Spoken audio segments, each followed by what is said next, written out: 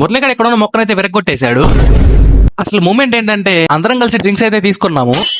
Drinks తాగిన తర్వాత పక్కన ఏదో పార్క్ లాగుంటే ఆ పార్క్ లోకి అయితే వెళ్ళాము. మురళిగాడేమో ఇక్కడ చిన్న గుర్రం ఉంటే దాని మీదకి మగధరలాగా రైడ్ చేస్తున్నాడు. మంజుగాడైతే నన్ను గాల్లోకి లేపాడు. అరే దించరా అని చెప్పినా కూడా కిందకైతే దించట్లేదు.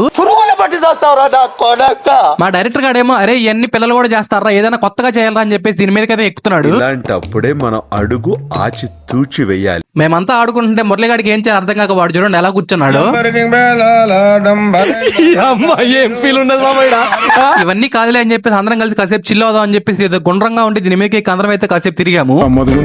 ఇదేమ్రా గుడుగుడుగుందం తిరిగినట్టు తిరుగుతున్నాం. ఈ గ్యాప్ లో మా డైరెక్టర్ గారు ఒక చిన్న స్టోరీ చెప్పడం మొదలు పెట్టాడు.